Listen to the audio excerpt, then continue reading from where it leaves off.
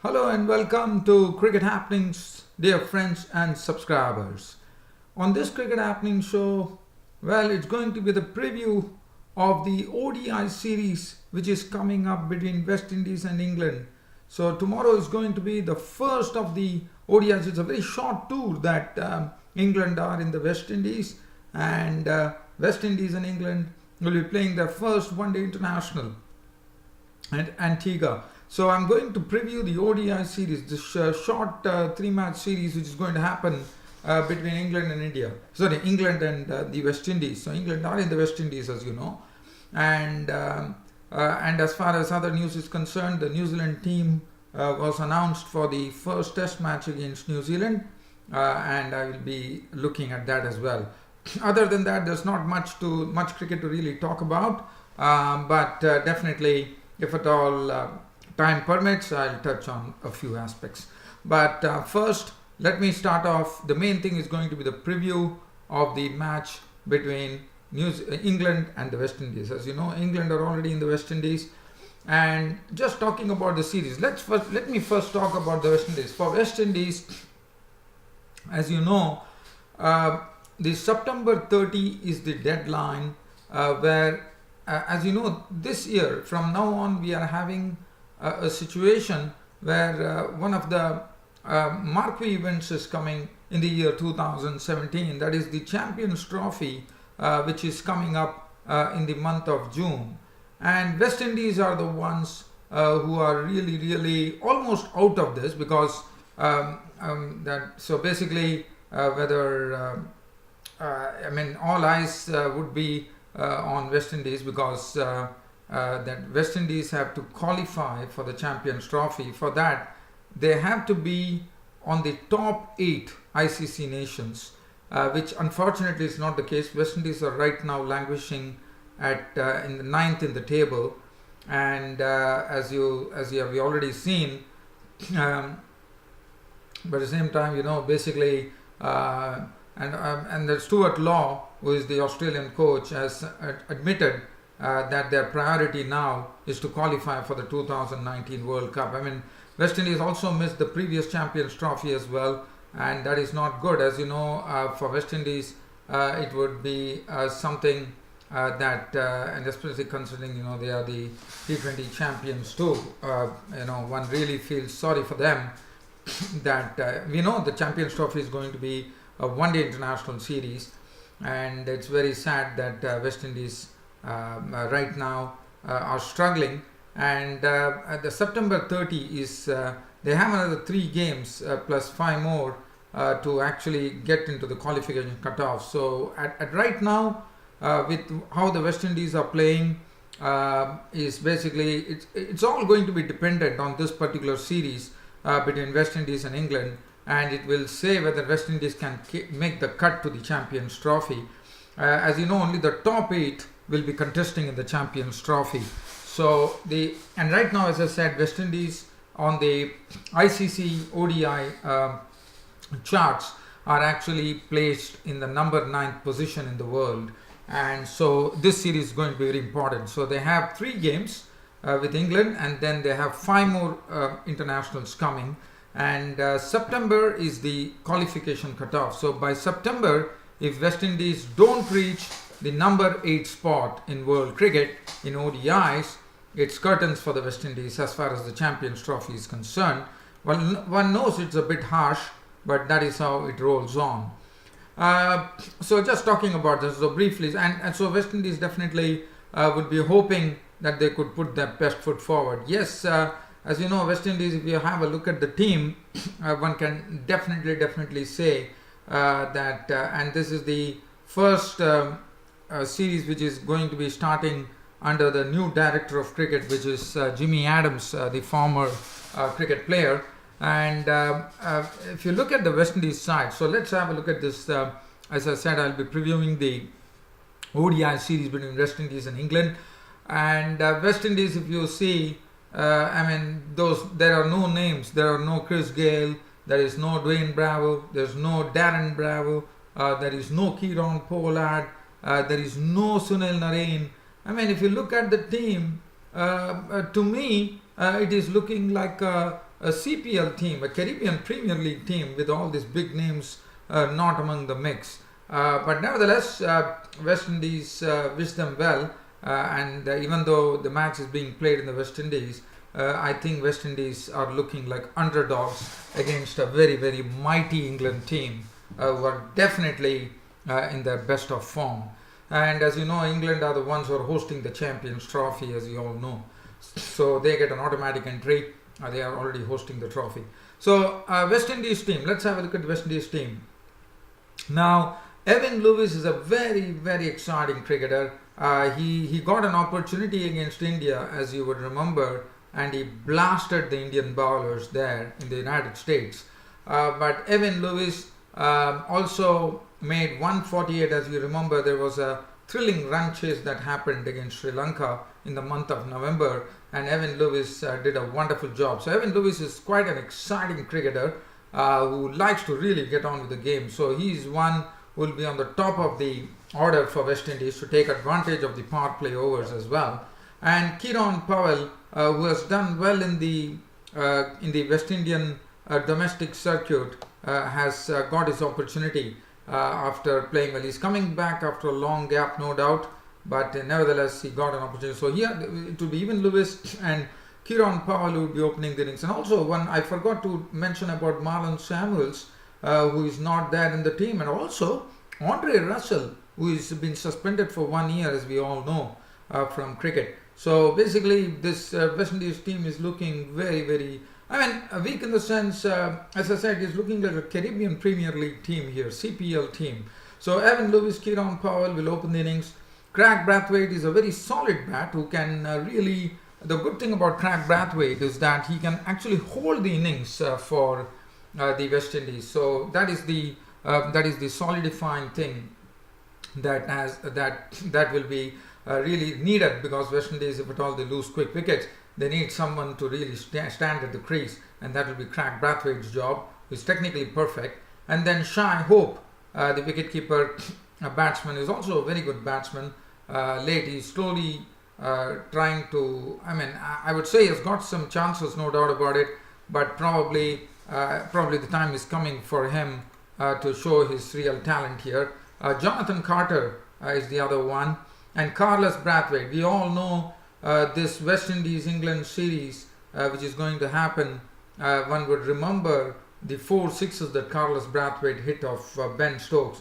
So that is going to be a nice battle. It would be very interesting to see when Carlos Brathwaite comes on to the batting crease and Ben Stokes comes on to bowl. I think there will be a huge roar because Carlos Brathwaite will be getting all the home support, and there will be a psychological pressure on Ben Stokes when he actually bowls the ball to Carlos Brathwaite, and Carlos Brathwaite himself would be probably inching to go over the top against Ben Stokes. So that will be an interesting battle, and one is looking forward to it, especially considering that this is their first meeting after the World Cup, T20 World Cup. Heroics happened at the hands of this very good all-rounder Carlos Brathwaite.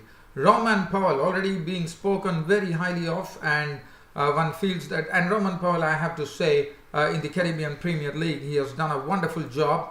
We saw he scored a lot of runs, and he's the one who's not going to just keep quiet there. He likes to really biff the ball and also get some quick runs. So Roman Powell would be, and already he's been compared to Andre Russell. With the absence of Andre Russell, everyone says that Roman Powell is probably the ideal replacement for Andre Russell. So definitely a lot of expectations would be there, as he definitely has a talent, no doubt about it. He's a wonderful talent to have, Roman Powell, and he's the one who will be taking the place. So he's number 7. Jason Holder will captain the team, and Jason Holder, we know, very intelligent captain, and he's the most experienced in the side now if you look at the team. And then they have the spin of Devendra Bishu, the right arm leggy, who probably could prove a few problems to the English batsmen. Ashley Nurse is the other spinner, the left arm spinner Ashley Nurse, and then they have the very, very pacey Shannon Gabriel, who would be sharing the new ball with Jason Holder, I reckon.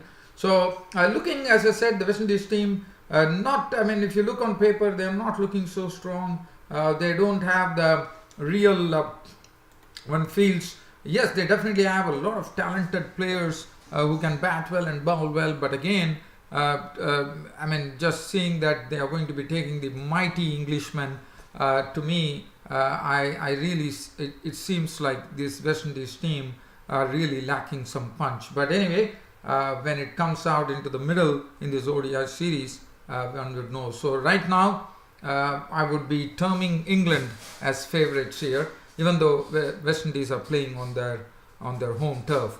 As far as England are concerned, well, what to say about this opening pair, which is absolutely, I would say, a real hitting stuff, I would say, was Jason Roy. As you know, I mean, what an eye he has and how much time he has to play his strokes.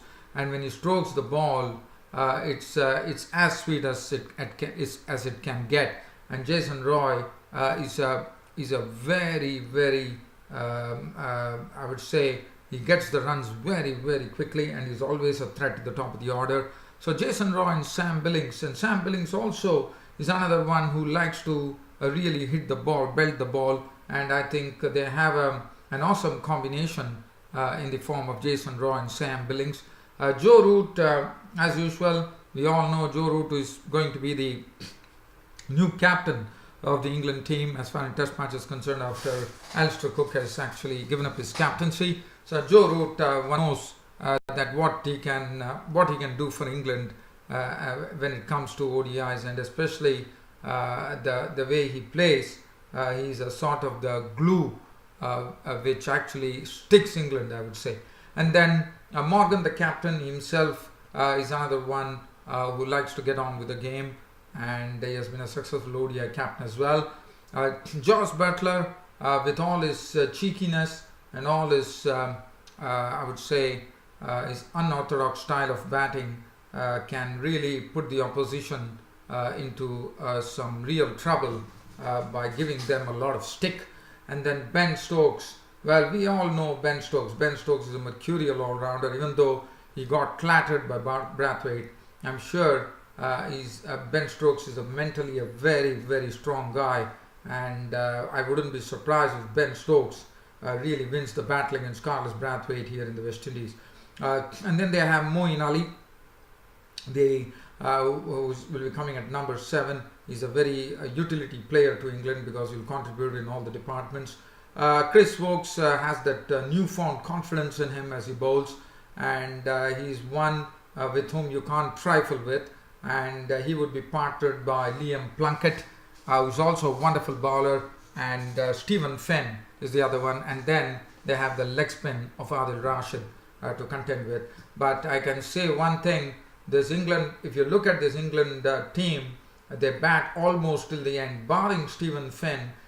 All the 10 players can definitely bat. So basically, up to the 10 players they can bat. So definitely, there's not they don't have a real tail, barring Stephen Fenn, who could probably block the ball. So definitely, we have a very good ODI series coming up. The pressure definitely on the West Indies, because they would try their best to actually get it over England, to actually try to make a real solid effort to qualify for the Champions Trophy.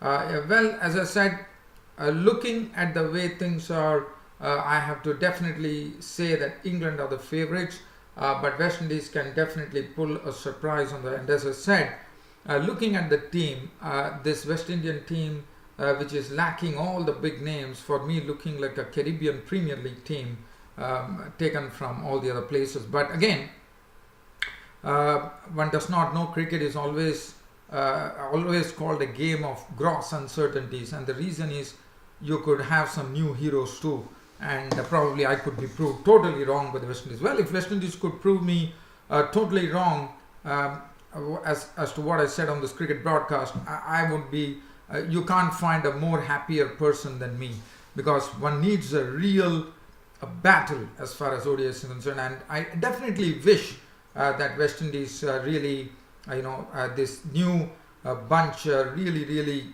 shows their real talent in both the batting, bowling and the fielding department. and try to prove everybody wrong and really surprise a few people if at all they could put it across England. But as of now, one can really say that the West Indies, even on their home turf, are looking like underdogs, and the England are looking to be clear favourites. So definitely a very good ODI series in the offing. With one good thing is that the West Indian talent will be in full flow, and that would be a nice exercise for the West Indies, keeping in view with the 2019 World Cup coming up. So it would be very nice for them. So that ends my preview as far as West Indies and England are concerned. The other news I can say that the first test match between New Zealand and New Zealand and South Africa, which is coming up, the first test match which is going to be played at Dunedin. And I can only say that Jimmy Neesham, the other day we saw how he bowled in the test matches. Jimmy Neesham is definitely test material, no doubt about it. He has got an opportunity. So Jimmy Neesham gets an opportunity. He comes into the test team, and Jeetan Patel, who with his left arm spin gets the ball to turn away from the batsman, also gets the nod. So Jimmy Neesham and Jeetan Patel are in. And how goes Matt Henry, which is a bit of a surprise for me. Matt Henry goes out, and also Dean Brownlee finds his place back. So he, in a sense, finds his way out there. So the team composition as far as New Zealand is concerned: Kane Williamson, the captain; Trent Boult, Colin de Grandhomme, Tom Latham, Jimmy Neesham, Henry Nicholls, who is a very good player as well; Jeetan Patel, Jeet Rawal, who impressed against the Sri Lankans; Jeet Rawal, the standard batsman, opening batsman; Mitchell Santner, Tim Southee, Ross Taylor; Neil Wagner, who is fit like a fiddle after going through that injury problems that he had; and BJ Watling, the wicketkeeper. So dear fans and subscribers, it's about time for me to say goodbye on this, good night on this cricket show, by promising you that I'll be back tomorrow with a full match summary of the first one-day international that's coming up between West Indies and England at Antigua. And as I said, I wish West Indies all the best, and I wish West Indies really prove me wrong on this cricket show. Whatever I said, I'd be very happy if West Indies could prove me wrong by winning against England. Once again, I think West Indies deserve all the good luck, because England definitely looking favourites, as I said, but West Indies deserve all the luck, and I would like to wish them wish them good luck, because we want healthy competition. At the same time, I also want West Indies to really strive to see that they achieve their goal. They should be having a goal now that they need to get into the Champions Trophy, and they should do everything within their might to see whether they can qualify, and I wish them good luck. Thanks for your company, and thanks for being on this cricket show with me, dear friends and subscribers. It's good night.